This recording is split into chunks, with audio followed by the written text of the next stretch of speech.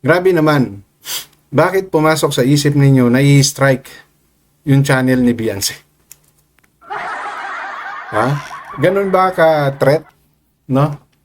Yung channel si Beyonce sa mga Kalingap community? Di ba?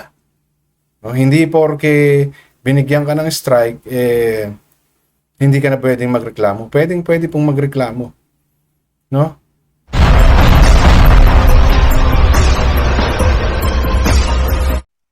Bago po ako magsimula sa gagawin kong reaction video, gusto ko lang pong linawin, no? Ulit. Dahil baka isipin po ng mga manunood sa akin, ako po ay may pinapanigan dito sa ginagawa kong reaction, no, sa Kalingap community. Nililinaw ko lang po, ako po ay isang reactor. No? Hindi po ako sumaside sa kahit kanino, kanila Kalingap community or sa anti-Kalingap. Ako po ay nagbabase lamang sa aking naiintindihan, naunawaan, at doon po ako gumagawa ng aking opinion.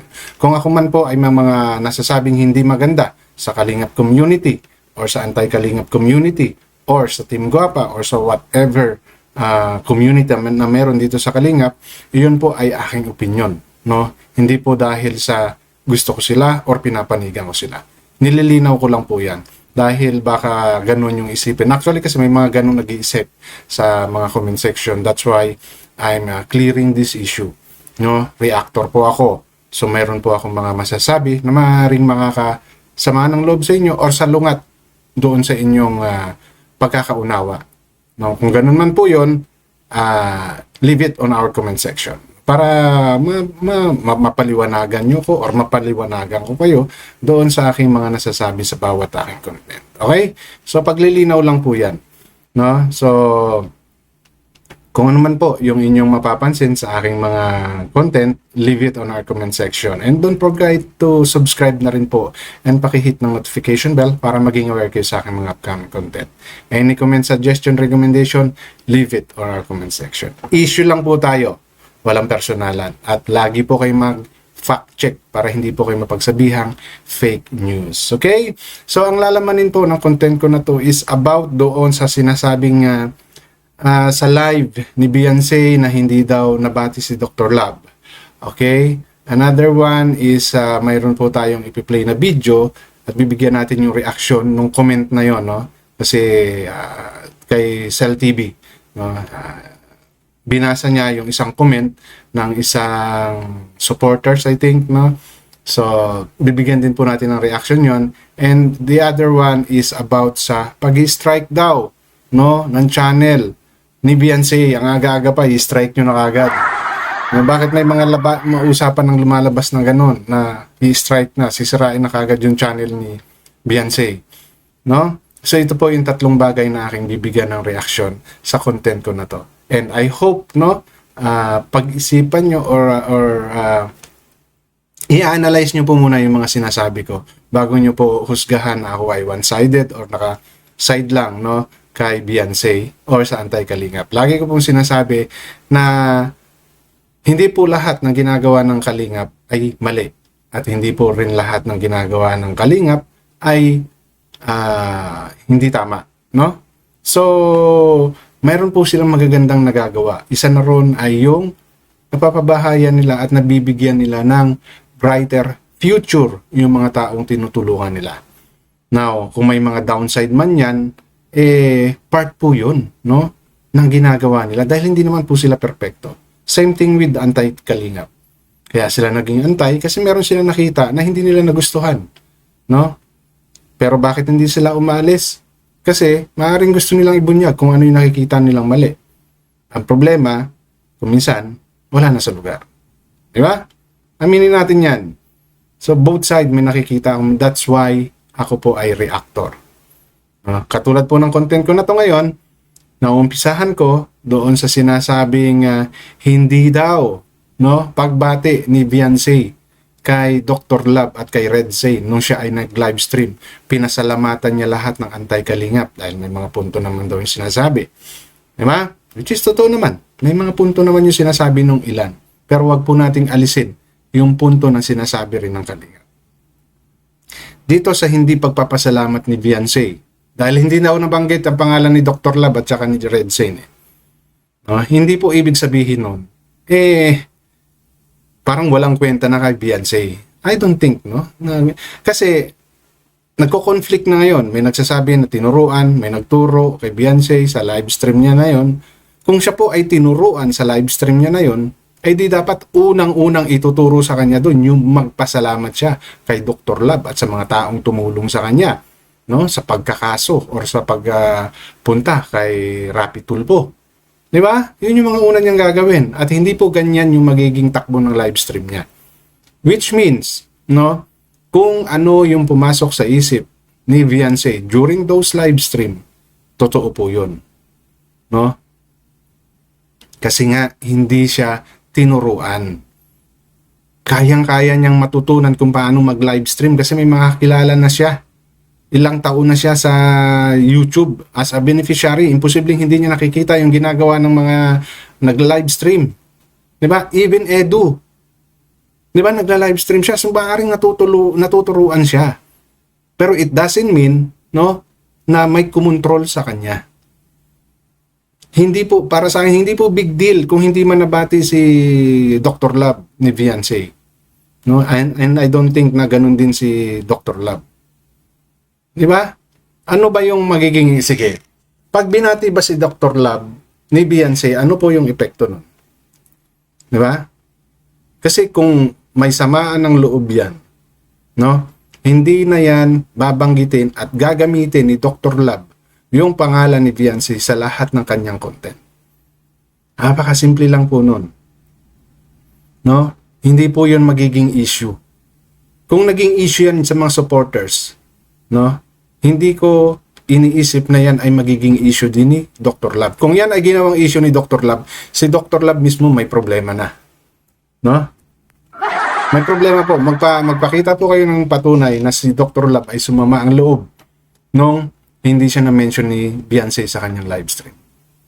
Simultaneous po yun. Hindi, ano po yun? Hindi po siya simultaneous pala. Sorry. No? Sudden yung mga sinasabi ni Beyonce. Okay? Kaya nga kita nyo ang haba ng mga dull moment niya. Idle yung live stream niya. No? Kung may magturo sa kanya, yun yung isang bagay na ipaiiwas sa kanya. At yung hindi pagbati, ibig sabihin nun, kinalimutan na. No? Matuto po tayong mag-analyze. Alamin po natin yung totoong, tayo mismo. No? Huwag tayo magbase doon sa mga sinasabi sa live stream or ay sinasabi ng mga taong nakikita natin sa mga comment section. Di ba? Napakaliit na bagay po yun para sumama yung loob nila. Di ba? And I don't think na alam ni Dr. Love na nag-live noon si Beyonce. Di ba? Dahil hindi natin alam kung anong oras yun. Ngayon, kung alaman ni Dr. Love na nag-live stream si Beyonce at hindi siya nabanggit, tapos sumama ang loob niya, for what reason? Kasi kahit ako, sastanungin ko si Dr. Love. No? Pag natsyempohan ko po uli yung live stream niya, tatanungin ko siya talaga kung siya ba ay nagtampo at bakit siya nagtatampo. Di ba? Porque nag-live siya na hindi alam ni Dr. Love. Hindi na ganoon, no? Inalis niyo siya sa isang community, no? O sa sinamahan niya na kinokontrol siya tapos ngayon gusto niyo kontrolin din yung mga sinasabi niya. Di ba? So, hindi ako, it should not be a big issue. Yung hindi pagbanggit ni Dr. Love, ay ni Beyonce kay Dr. Love. Diba? Now, dito naman sa isa pa na ginagawang issue is yung pag-strike. No? Grabe naman. Bakit pumasok sa isip ninyo na i-strike yung channel ni Beyonce? Ha? Ganun ba ka-threat? No? Yung channel si Beyonce sa mga Kalingap community? Di ba? Ano yung magiging epekto ba kapag na-monetize at kumita ang channel ni Beyonce? Di ba? Kung si Kalingap Rab nga okay sa kanya. Di ba? So bakit kayo ayaw ninyo? Yung sinasabi na kaya ba gumawa ng channel si Beyonce, no? Parang galing kay Kuya Bal, no? Para kumita, of course. 'Di ba? Paano ba gumanda ang buhay nila Beyonce? Through vlogging. Blinag sila ni Kalingap Rab, which is a big help dahil si Kalingap Rab yun. Malaking community yun. Now, kung magbablog man ngayon si Beyonce, no? At hindi kumita yan, di ba? May mali si Beyonce kung paano niya ginawa yung channel niya. Di ba? At kung sakaling bumagsak yan, yung channel ni Beyonce na walang gumagalaw, walang nag-strike, patunay lang yan, no? Na ganun kaayaw ng tao kay Beyonce. So, why are you going to plan in striking his channel? Hayaan nyo yung channel niya. Di ba? Para makita ninyo na mali. Para maipakita nyo kay Beyonce na mali yung ginawa mong pagkalas sa Kalingap. Yung pagkalaban mo sa Kalingap. Mas natatakot ba kayo na pwedeng umangat yung channel ni Beyonce? Is she a big threat sa Kalingap community? Kung sakaling bumagsak at mag-survive at maging successful yung channel niya. Di ba? So, sana kung sino man yung nakakaisip, no, na i-strike yung channel ni Beyonce, for what reason? Sa ngayon, I don't know kung ano yung basihan ninyo para i-strike yung channel ni Beyonce kasi puro live stream lang siya at isa pa lang yung content niya. Diba? Wala siyang nababiolate pang mga copyright claims, diba? Hindi pa siya gumagamit ng video ng kahit sino. Diba? Unless i-mass ninyo, mass report ninyo. Kaya lang, pag minas report ninyo yan, syempre, sasagot si Beyonce at makikita nila anong reason ang may i-reason out ninyo sa pagmamas report nyo rin na first place. Diba? So, doon sa mga nakakaisip, no, kung ibuboost nyo naman yung subscriber niya and ire-report nyo siya na nagbuboost siya, kaya pa rin namang ilaban niya ni Beyonce. No, hindi porke binigyan ka ng strike, hindi ka na pwedeng magreklamo. Pwede pong magreklamo. No? Basta magpapakita lang ng ebidensya. Sa ngayon, kung sino man yung magpapa-strike kay Beyonce, no? It's a big challenge. Okay? Kung sino man po yun. Kung si Dr. Lab ba yan, or yung Kalingap community, or yung mga taong galit kay Beyonce, no? I don't think you have enough grounds, no? Para i-strike ang channel ni Beyonce. No? Unulit ko, hindi po ako pumapanig or hindi ko po pinapanigan ang grupo ni Beyonce or ang Team Guapa or sila Dr. Love. Ako po ay lumulugar lamang, no, sa aking tinatapik. At ang topic ko po, like this one, yung pag-strike, malabo po yan dahil wala kayong enough grounds. I-boost ninyo, sige, i-boost ninyo yung subscriber niya. Pero kaya pong i-depensa yan, no? Kasino lang mag-appeal si Beyonce. Ba? Lalo na kung yan ay mass report. May chance po sila na magpaliwanag. No? So, doon naman po sa another issue, no, na ito, ay i-play natin yung video ni Cell TV, no, kasi binasa niya rito yung yung comment ng isang followers na against, no, kay Beyonce. Okay? Narinig ko rin kasi ito, kaya lang hindi ko kagad nagawa ng reactions. So now I have time, so gagawin po ng reaction yung mga ganitong kasing comment, no? So Ma'am Cell TV, allow me to use a few portion of your content nung binasa mo yung comment ng isang commentors, no? Plakado yan sa batas, recorded lahat, lalo na may pinirmahan ka, ang dami pa naman niya at dinamay, sabi ng mga sismosa. Ano daw ito, kumbaga plakado na raw si Beyonce na kung mag-a-apply daw ng trabaho ay maaaring kasira daw ni Beyonce itong kanyang pagdidemanda o pagsusumbong sa korte o sa kanyang paghanap ng kanyang hustisya. Kasi may... Okay? So, yan sinasabi ni Cell TV na yan is a comment coming from a certain individuals. No, dahil nga nagkakaso, di ba, nabalita na may iba pang vlogger na kinasuhan itong si Beyonce, no? Na mga tumira sa kanya. And ang sabi nitong nag-comment, magre-reflect daw yan doon sa kanyang personal data, no? Oras na mag-apply daw siya ng trabaho, yan siya ng NBI clearance, police clearance, blah blah blah. So, ganun daw yung mga magre-reflect daw yan. Okay. I'm not a lawyer. I'm not much about the law, di ba? Hindi po gumawa ng krimen si Beyonce. Wala po siyang nakumit na kriminalidad, no? Or na-convict or whatever. Nagreklamo po siya. So, hindi po masasabing krimen ang pagrereklamo. No? Doon po sa nagsasabi nito. So, hindi po yan magre-reflect sa personal data ni Beyonce. As long as wala siyang kaso or kahit may kaso siya pero na-clear niya yung kaso niya na yun, mabibigyan siya ng clearance ng police or barangay or NBI clearance. Kasi yun naman yung kailangan no? Doon po magre-reflect kung may criminal record ka. No? Criminal record. No? Which is wala naman si Beyonce.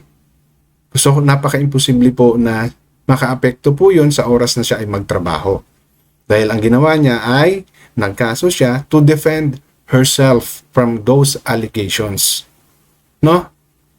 Siya po yung nagreklamo. At hindi po krimen ang pagrereklamo. And, come on, sa system na meron tayo dito sa Pilipinas, sa tingin mo, magre-reflect sa lahat ng database, no? Kapag siya po ay humingi ng barangay, police clearance, NBI clearance, no? At makita doon sa record niya na siya ay walang ginawang krimen, makakalusot at makakalusot po siya. No, yun yung mahalaga yung i-clear ka. So, kahit na ikaw ay nagsampa ng kaso or sinampahan ng kaso at na-clear mo yun, naayos mo yun, hindi siya pending case, di ba? Hindi siya pending case,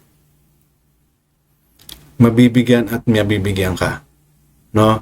Alam naman natin talaga yung importance nun dito sa Pilipinas, ang daming hinihingi pag nag-apply ka ng trabaho. Pero, ako, based sa pagkakaunawa ko, no, malabo pong maging reason yan para si Beyonce ay hindi makapagtrabaho. Huwag naman po tayong maging makitid yung utak. No? Sa mga ganitong bagay, basta lang po tayo may masabi, masiraan yung isang tao. No? Pag mag-isip-isip din naman po tayo. No? Mag-isip-isip din naman po tayo. Hindi ko sinasabing tama yung sinasabi ko, pero tingnan po natin. Diba? Nagkakaroon ka lang naman ng record sa police, sa barangay, sa NBI, if you committed a certain crime. Krimen po ba yung magsampa ka ng kaso? Linawin mo yung sinasabi against you, yung paninira sa'yo. Di mo ba? So, let's have some logical reasoning before jumping into this kind of post. No, kasi lalabas pong kahiya-hiya rin kayo. No, katulad yan. Yang sinasabi ni Cell TV, sang katerbang mura yung inabot nung nag-comment. No? Kasi may punto. Anong relevant? May relevant siya if you commit a certain crime. Di ba? Kahit sa barangay pa yan. Nagreklamo ka lang naman. So, ibig sabihin, lahat ng nagre-reklamo, mayroong record na hindi maganda. Di ba? Ay hindi lang naman si Beyonce ang nagreklamo. Marami nang nauna sa kanyang nagreklamo ng mga common citizen. Meron ba?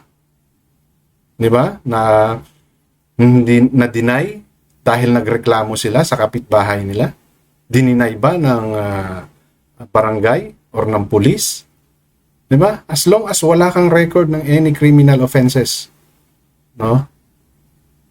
Hindi po magiging hadlang yan sa pag-a-apply or pagkuha ng NBI, barangay, or police clearance.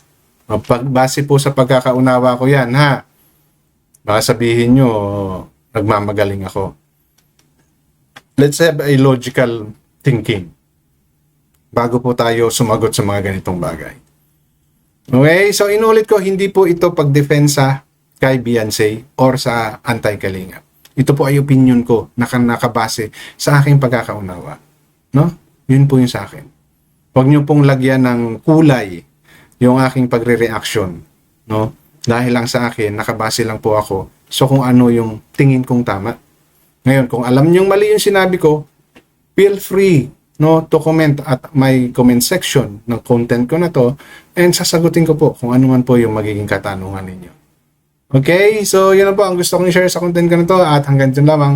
Maraming salamat.